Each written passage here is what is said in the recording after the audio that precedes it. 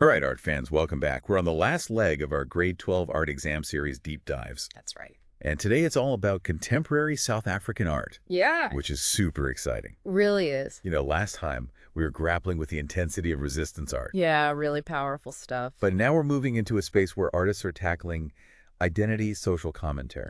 And so much more. I think what's really interesting is that it ties into the discursive essay element of your exam. Oh, totally. So you're not just, recalling facts and figures. It's about weaving those facts into a narrative. Yeah, making those connections and interpretations. Exactly. It's like being an art detective piecing together the clues. Absolutely. So let's start with someone who really pushes those boundaries. Okay. Leora Farber. Ooh, I like her already. She really makes us rethink how we see the human body. Uh, And one work that really exemplifies this is Beauty Bar from 1998. right. And it's this really striking visual paradox. Okay, I'm intrigued. Imagine like these sleek wax boxes, Okay, I'm picturing it. almost like you'd find high-end cosmetics. Yeah. But you open them up and instead of finding, luxurious beauty products, What's in there? you find medical tools and a surgically altered hand. Whoa, talk about a twist. Right. It's Farber's way of confronting us with this complicated relationship between beauty and how we try to achieve it. It's so true how we manipulate and alter ourselves for this ideal that might not even be real. And it's interesting because she was exploring these themes way before social media filters and all that. Yeah, she was ahead of the curve. Exactly. And that exploration of identity continues in her other works, too. Oh, tell me more. So in Nemesis 1, she uses a Victorian-style dress, but it's made from parachute material. Okay, an interesting choice. And there's a cowhide corset, too. That juxtaposition is so powerful. It is. The Victorian dress speaks to that colonial past, while the cowhide represents a more indigenous African heritage. It's like she's capturing that tension between those different influences. Absolutely. And then there's Room of Her Own, generation where she uses melting wax flowers on Victorian wallpaper. Yep. But then alongside that are aloes growing from the figure. Wow, that sounds visually stunning and so symbolic. It is. It all points to this struggle between a colonial past and finding a new South African identity. I see it, that push and pull between the old and the new. Exactly. Okay, so we talked about Farber, who's next on our list. Let's move on to Richard Mutariki. Okay. He's actually Zimbabwean, but now based in South Africa. Okay. And his work is really known for its bold social and political commentary. I like where this is going. A prime example is his painting, The Model. Oh, tell me more. It throws us right into the middle of the Rhodes Must Fall protests. Oh, wow, a very charged subject. It was. The painting centers around that controversial statue of Cecil Rhodes at the University of Cape Town, Right. which became a focal point for student activism. I remember reading about that. It was a big deal. Tremonti Maxwell throwing excrement on the statue was really the catalyst for the movement. Okay, Right. and Mutariki captures all of that energy in this painting. I bet it's a powerful image. It is.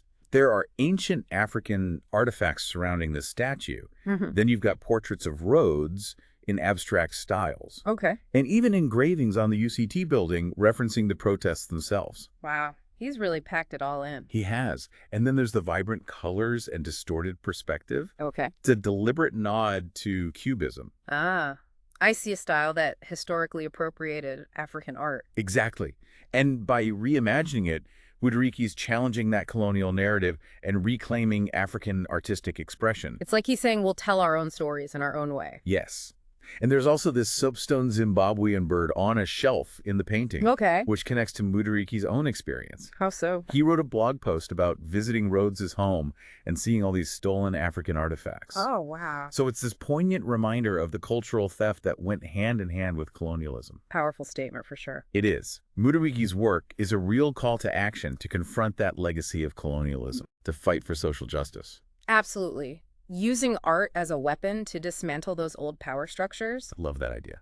Now let's switch gears a bit Okay. and talk about Willem Boshoff. All right. He really makes us question how we perceive the world. Intriguing. His ongoing project, Blind Alphabet, is all about the power of touch and the limitations of sight. Okay, I'm curious. Picture rows of black wired baskets, each containing a wooden sculpture. Okay. But here's the twist. The lids of the baskets are inscribed with braille descriptions of what's inside. Oh, wow. So you can't see the sculptures, you have to feel them. Exactly. And he even disrupts the alphabetical order. So it's disorienting even for someone who can read Braille. It is. He's flipping the script on who has access to knowledge and understanding in a museum. It's such a powerful statement about inclusivity and recognizing different ways of experiencing art. Absolutely. He forces us to go beyond just looking at things and engage on a deeper, more tactile level. It makes you think about how we judge and marginalize based on what we see rather than what we truly understand. Yeah, exactly. Now, speaking of understanding, let's move on to Igshon Adams. Right? His work delves deep into the complexities of identity, both personal and collective. Identity is such a multifaceted theme. It is. And his 2018 exhibition, When the Dust Settles, is a great example. Okay. It's this multi-sensory experience, blending sculpture, textiles, found objects, and even performance art. Wow, that's quite a mix. It is. It's like stepping into a world where the lines between art forms blur. I can imagine. Adams is really fascinated by this concept of unveiling. Unmasking what lies beneath the surface. Yeah, peeling back the layers to find those hidden truths. I like that. He draws inspiration from Carl Jung's idea of the collective unconscious, Oh, interesting. suggesting that we all share a common human experience even if we express it differently. Right, we're all connected in some way. Exactly. And his work is also very personal. In what way? He often talks about navigating his own multiple identities. Like what? He's Muslim but was raised by Christian grandparents. He's a gay man and was classified as Cape Malay under apartheid. Wow, that's a lot to grapple with. It is, and you see that reflected in his art. So he explores themes of belonging, acceptance, searching for oneself. Exactly, and he does it in such unique ways. Give me an example. Well, in one of his early works, I Am You from 2010, Great. he collaborated with his mother Oh, to well. create this maze-like structure inspired by the whirling dervishes of Sufism. That sounds incredibly powerful. It is a really beautiful exploration of self-love and acceptance. I love that.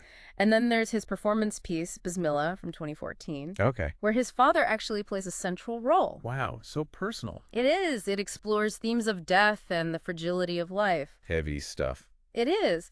But he uses sensory elements like sounds, smells, and textures to create this really visceral experience. It's like he's inviting the viewer to confront their own mortality. Yeah, to appreciate the preciousness of life. I can see how that would be impactful. It is. And his work constantly reminds us that we're shaped by our environments. By the communities we belong to. Exactly. And by the histories we carry within us. That's so true. And he even uses everyday materials like in Henise Kammer Tapete from 2010. What did he use in that one? Vinyl flooring. Really? Yeah, to symbolize these complex ideas.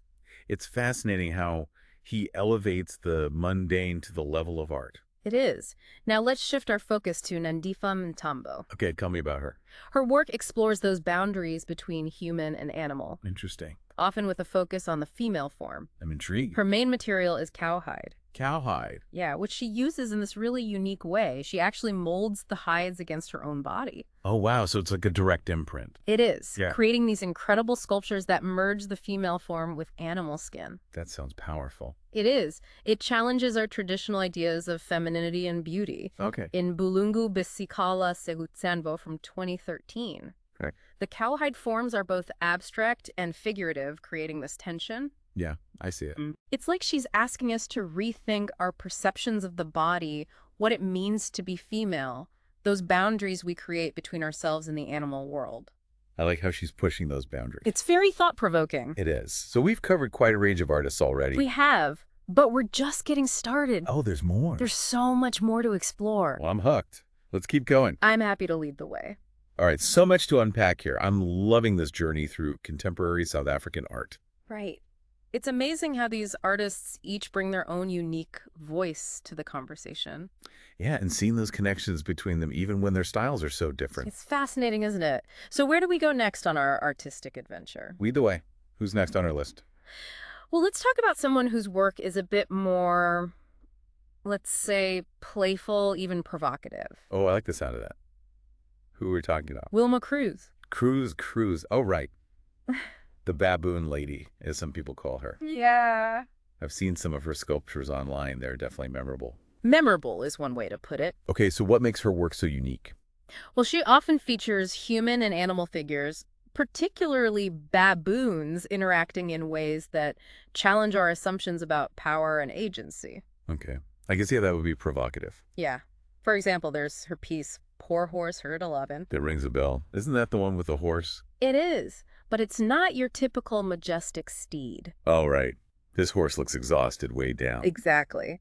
And instead of a human rider, It's a baboon. yeah, got it, a baboon perched on top of this slumped, burdened horse. It's like she's turning the whole idea of an equestrian statue on its head. Exactly. It's a commentary on the exploitation of animals and those power dynamics at play. And it makes you question who's really in control, doesn't it? Right. And that blurring of lines between human and animal continues in her other work, too. Like what? There's Rita, a sculpture of a baboon knitting. A baboon knitting? That's an interesting image. Right. It's named after Cruz's own mother. Oh, wow. So it challenges our ideas of what's considered human behavior. It's like she's saying we're not as separate from the animal kingdom as we like to think. Absolutely. She's encouraging us to see that interconnectedness. I like that. It's a powerful message. It is. There's another one of her sculptures that features two baboons sitting on a bench, Okay. a matriarchal figure, and an adolescent. Okay. And they're positioned in a way that leaves a space for a human to sit between them, It's like she's inviting us to connect, to acknowledge our shared existence. to break down those barriers we build between ourselves and the animal world. Exactly. And it's especially poignant given South Africa's history of division and segregation. Right. Her work becomes this call for unity, for recognizing our common ground. I can see that. Okay, so we've got playful and provocative now. Mhm. Let's talk about someone who pushes the boundaries even further. Okay. How about Stephen Cohen? Stephen Cohen. Right. Fill me in. He's a performance artist whose work can be both captivating and deeply unsettling. Okay. I'm intrigued. What makes his work so unsettling? He uses his own body as a tool for social commentary, Interesting. addressing issues of race, sexuality, identity, really challenging our comfort zones. So he's not afraid to make people uncomfortable. Not at all. One of his most well-known pieces is Chandelier.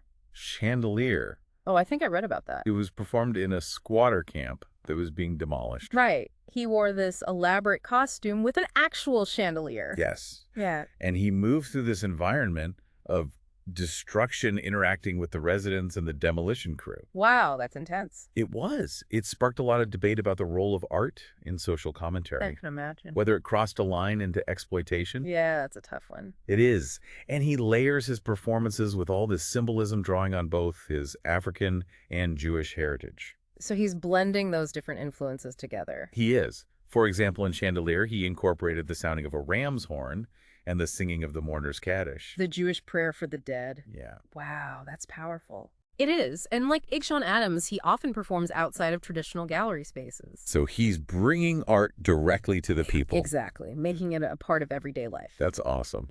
Okay, so let's shift gears again. Okay, where are we headed now? Let's explore the work of Johannes Fokella. Johannes Fokella, all right. His paintings often reimagine famous European artworks, but with a powerful twist. Oh, I've heard of him.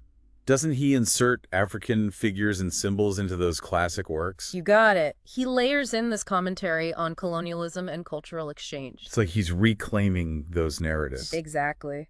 One striking example is testing equipment. Testing equipment. Okay, Yeah. the title alone is intriguing. Right. It's this monochromatic painting in blue and white, Okay, and it depicts a fleet of European ships arriving in Africa. okay. But the title, Testing Equipment, suggests that Africa was seen as a laboratory, a place to be exploited. Wow, that's a powerful statement. It is. And that blue and white palette, Yeah. it reminds me of the blue and white pottery that was so highly valued in trade between China and Europe. So it hints at the economic motives behind colonialism. Exactly, that desire for resources and wealth. It's amazing how he uses those visual cues to tell a deeper story. And then there's Prometheus. Okay. It's a bronze sculpture of a young boy with angel wings holding an AK-47. A young boy with an AK-47. Yeah, he stands on a mantelpiece made of skulls all covered in cracked resin. That's a disturbing image. It is. And he's got a red nose on his face. A red nose. Yeah, it adds this layer of satire. Like highlighting the absurdity of it all. Exactly. Fokella is confronting us with the issue of child soldiers. The innocents lost the trauma. It's heavy stuff, but important to acknowledge. Absolutely. Another piece that does that is Chocolat. Chocolat. That sounds interesting. It's a diptych, 2 panels side by side. Okay. One shows a nude woman walking into a curtain with a black man behind it. Okay. The other depicts 2 men, one white and one black, armed with a gun and a baseball bat. Wow, the title Chocolat suddenly takes on a whole new meaning. Right. And those white frames dividing the panels, Yeah. they emphasize the separation, the tension between these different worlds. It's like something's about to erupt. Exactly. The chocolate bar, the weapons, the expressions on their faces. It all builds this sense of unease, It does. It's like he's holding up a mirror to society. forcing us to see those uncomfortable realities. Right. Race, power, exploitation. Okay, so we've got satire, we've got provocation. What else does Fokela throw at us? He also tackles some really challenging themes, like in Apotheosis. Apotheosis. Okay, tell me more. It's another diptych. Okay.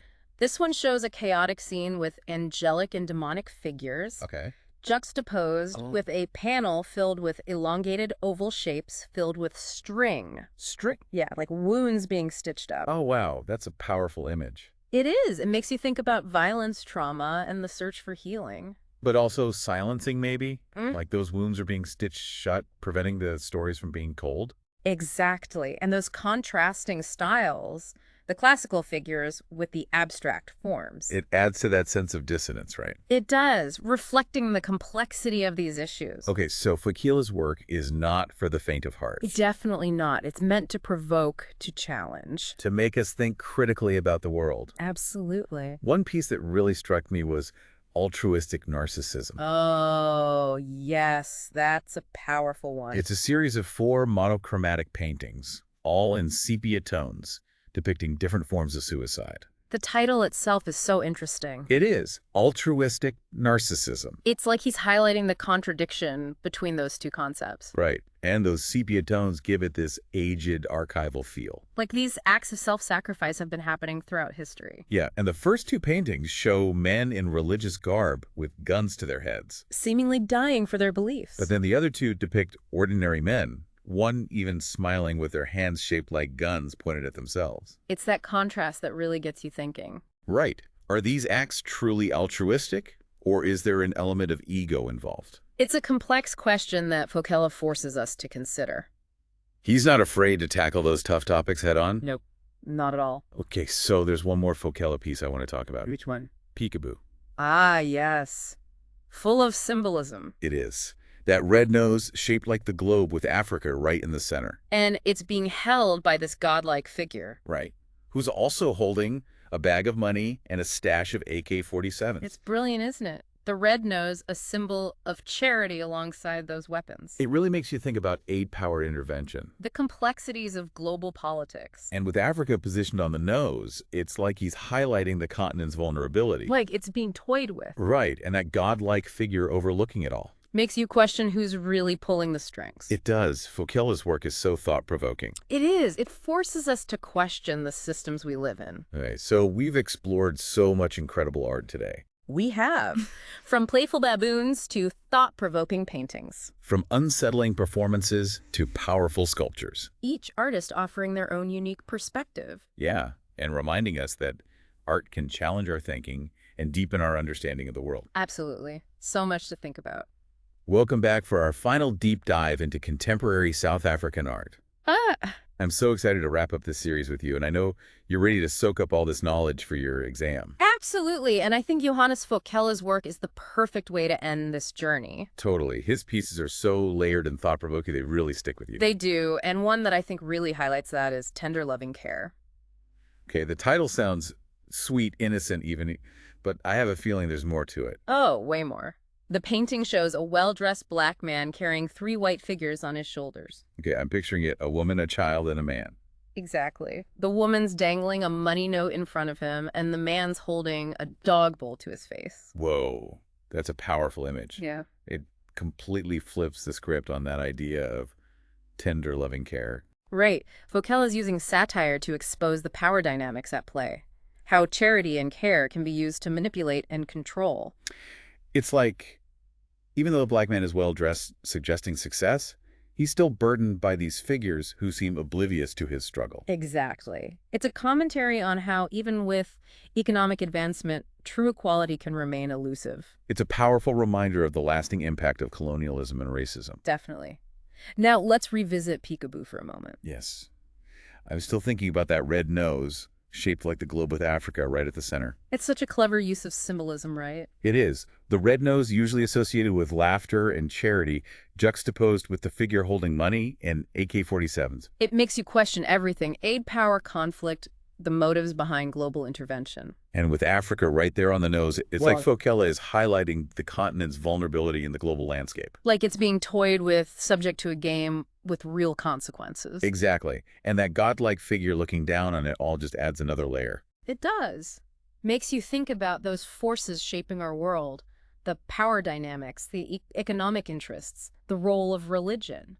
It's like he's asking who's really in control here. Right. It's a challenge to think critically and look beyond the surface. I love that this whole journey through contemporary South African art has been amazing. It has. So many unique voices and perspectives. We've gone from the unsettling beauty of Leora Farber to the powerful commentary of Richard Mudariki. From the thought-provoking installations of Willem Boshoff and Igshan Adams to the boundary-pushing sculptures of Nandifa Mutombo. And from the provocative performances of Stephen Cohen and Wilma Cruz to the layered paintings of Johannes Fokela. It's been quite the ride. It has. And as you prepare for your exam, remember, it's not just about memorizing names and dates. Right. It's about understanding the essence of their work. What are they trying to say? How do they use symbolism and different techniques to convey their message? Exactly. It's about making those connections, seeing how their work reflects the social and political landscape of South Africa.